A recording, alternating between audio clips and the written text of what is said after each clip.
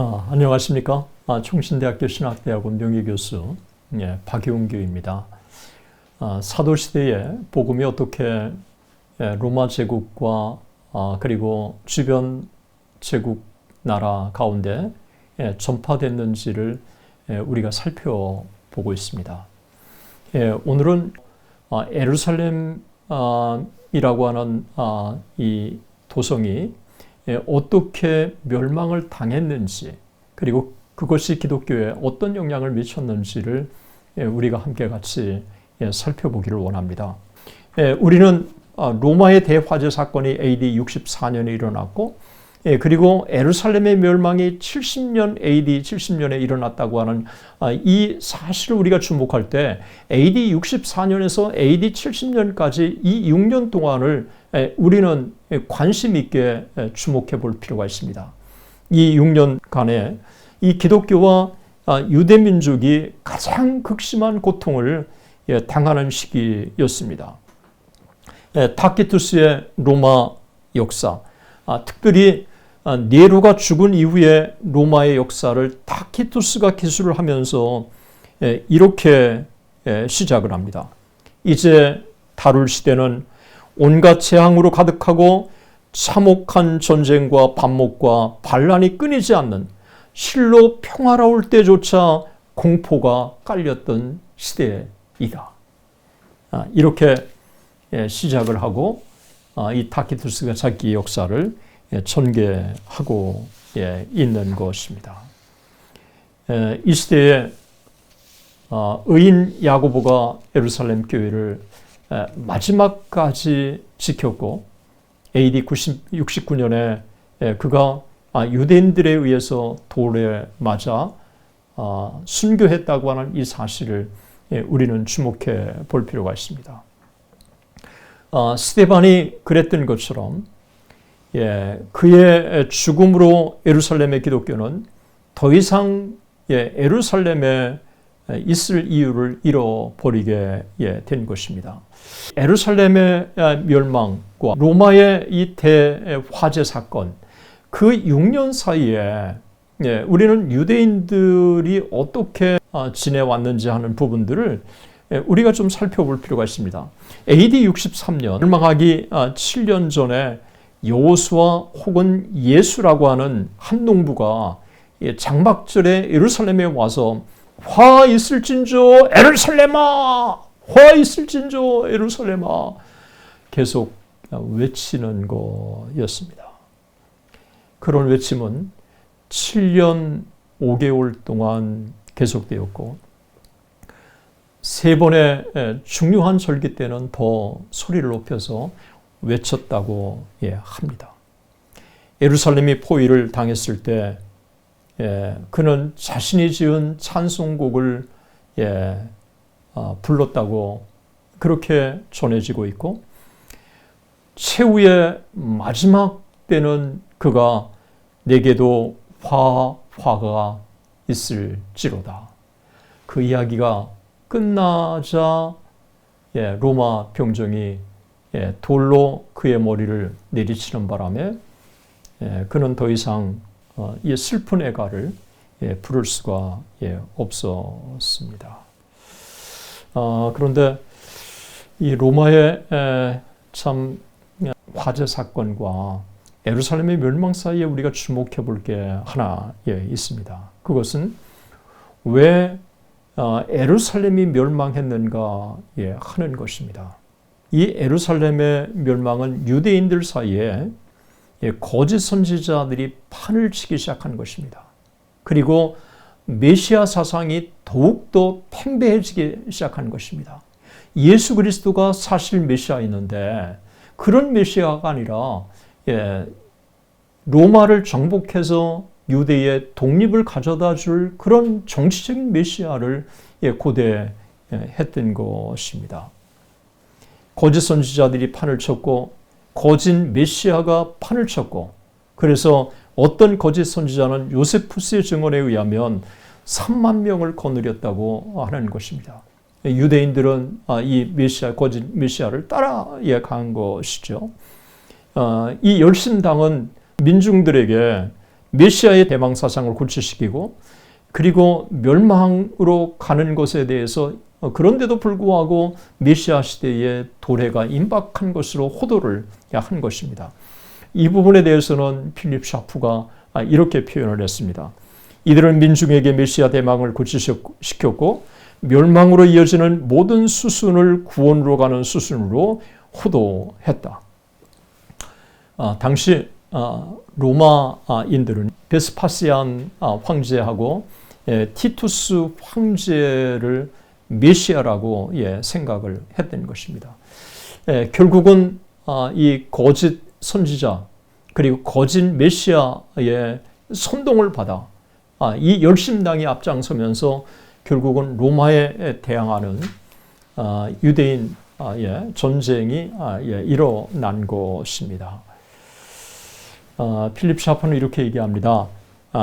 당시에 단 하나의 동맹국도 없이 로마에 도전한다는 것은 무력으로 온 세계에 도전하는 것과 마찬가지였다.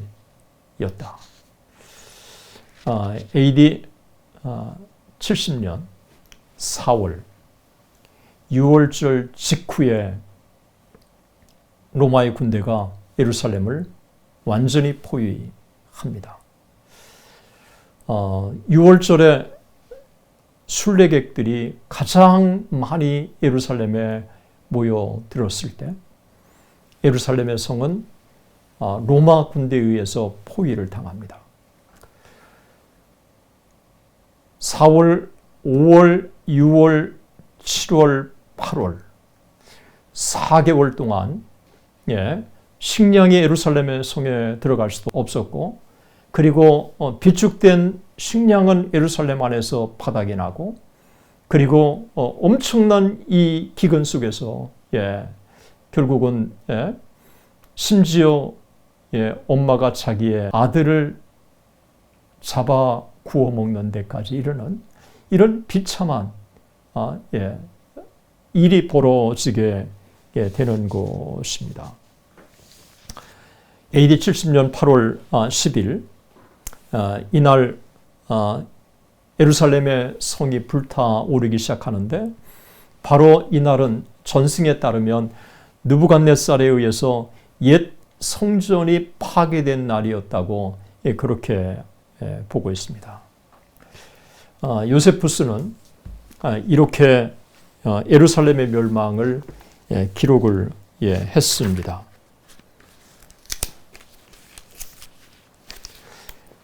성전이 불타는 동안 사방에서 울려 퍼진 비명보다 더 크고 소름 끼치는 것은 아무도 감히 생각할 수가 없다. 이제 산 위에서 도시 전역과 불과 칼에 포위당한 백성의 통곡 소리를 뚫고 승리와 해방을 외치는 로마 군단의 함성이 들렸다. 주변의 모든 산들에 심지어 페레아까지 나라가 부딪히고 돌아온 메아리가 그 함성을 고막이 찢어질 듯한 굉음으로 만들었다. 그러나 이런 혼돈보다 더 무서운 것은 그 참상이었다. 성전이 서 있던 산은 뜨겁게 타올랐고 그 엄청난 불길에 바닥까지 녹여버릴 것 같았다. 피에 적셔진 면적이 불에 탄 면적보다 넓었고 죽인 자들보다 죽은 자들의 수가 더 많았다. 맨 땅은 어디에도 보이지 않았다. 온통 시체로 뒤덮였다. 이 시체 더미를 다 밟고서 군인들이 도망자들을 추격했다. 요세포스는 담담하게 당시에 예루살렘 성이 어떻게 이 불길에 휩싸이고 폐허됐는가를 그렇게 기록을 하고 있습니다. 티투스 임페라토르, 티투스 임페라토르, 디도 장군 만세, 만세, 깃발을 꽂고 거기에 로마 군인들이 절을 하면서 예루살렘 성에서 그렇게 외친 것입니다. 거룩한 도성 예루살렘이 가증스러운 것이 선 것을 보고 멸망의 때가 가까운 것을 알라고 하신 주님의 예언이 그대로 성취된 것입니다. 열심당의 선동, 거짓 선지자들과 거짓 메시아, 그리고 잘못된 정치적인 메시아 사상, 이것들이 로마 제국과 전쟁을 벌이는 이 엄청난 결과를 초래한 것입니다. 그러나 한 가지 부언할 게 있습니다. 유대 총독들이 유대인들에 대한 엄청난 학정들이 계속된 것도 로마에 대항하는 전쟁의 중요한 요인 중에 하나였다고 하는 것입니다. 얼마나 많은 사람들이 당시 예루살렘 성 안에 있었을까요? 요세푸스는 110만 명이 그 안에 있었다고 그렇게 말하고 있습니다.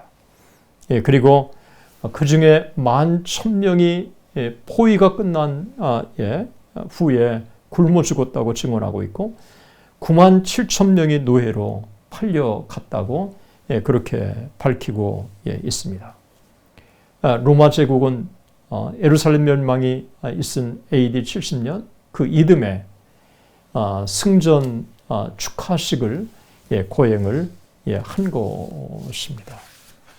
결국은 팔레스타인의 유대 국가는 완전히 와해를 당한 것이고 5년 동안의 유대인 이 전쟁 동안 이 팔레스타인은 극빈자들로 전락해버렸고 그리고 결국은 행정관도 나라도 성전도 없어져 버린 것입니다. 그 이후에도 또 한 번 이 거짓된 정치적인 메시아 사상에 선동을 당해서 바코바 주도로 반란이 일어났는데 이때 하드리안 황제가 군대를 보내서 이 예루살렘을 더욱더 처절하게 아주 처참하게 파괴시켜서 이 팔레스타인은 이제 황무지가 되어 버리는 것입니다. 이제 강의를 제가 정리하면서 예루살렘 멸망이 기독교에 미친 영향이 무엇인가를 한번 정리해 보기를 원합니다. 예루살렘이 멸망했지만 기독교인들은 전혀 영향을 받지 않았다는 것입니다. 여러분 이상하지 않습니까? 예루살렘이 멸망했는데 어떻게 기독교인이 영향을 받지 않을 수 있을까요? 주님의 예언을 기억하고 믿음의 사람들은 예루살렘을 버리고 데가볼리에 있는 도시 페라로 피난을 간 것입니다. 그래서 예루살렘이 처참하게 멸망을 당할 때 그 현장에 믿음의 사람들은 없었던 것입니다. 그런데 그들에게 안전한 피난처를 제공해 준 인물이 바로 바울로부터 복음을 전해 들었던 헤롯 아그리파 2세였다고 하는 것입니다. 기록에 의하면 혹은 전승에 의하면 하나님의 음성 혹은 천사가 난민들을 받아들이도록 계시를 했다고 그렇게 알려지고 있습니다. 이게 사실이라고 한다면 하나님의 섭리는 참 놀랍습니다. 예수님께서 예언하신 것을 기억하고 또 그것을 마음에 새기고 예루살렘의 멸망에 임박한 것을 기도 가운데 깨달았을 것이고 그래서 이 아그리파 2세가 제공해 주는 이 페라라고 하는 도시로 안전하게 피난을 갈 수 있었다고 하는 것입니다. 이방인들이 모여 살던 그곳에 할례자의 교회가 재건되었다고 하는 것입니다.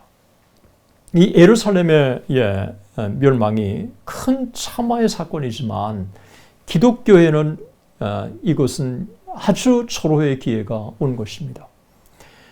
로마 제국의 기독교인들은 반기를 들지 않았습니다. 로마 제국에 세금도 냈고 그리고 충성스럽게 한 국가를 참 백성으로서 맡겨진 일들을 충실하게 감당했던 것입니다. 그래서 로마 제국 당국자들이 볼 때는 기독교인과 이 유대교를 확연하게 구분할 수 있었고 결국은 기독교에 대해서 우호적인 생각을 가질 수밖에 없었고 그리고 심지어 기독교에 대해서 이 황제 중에는 점차 기독교에 대해서 우호적인 정책을 쓰고 그리고 색출해서 기독교인들을 처형하지 말라고 하는 이 트레한 황제 같은 참 이 황제는 그런 편지를 지방 장관 소플로니에게 보내기도 하는 것입니다.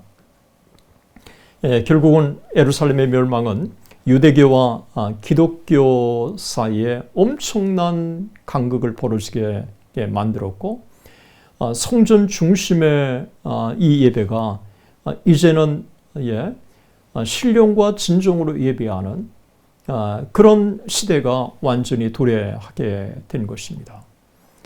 더 이상 기독교는 유대인들의 종교가 아니라 예루살렘의 멸망을 통해서 이제는 이 기독교가 온 인류의 모든 민족의 종교로 변모를 하게 된 것입니다.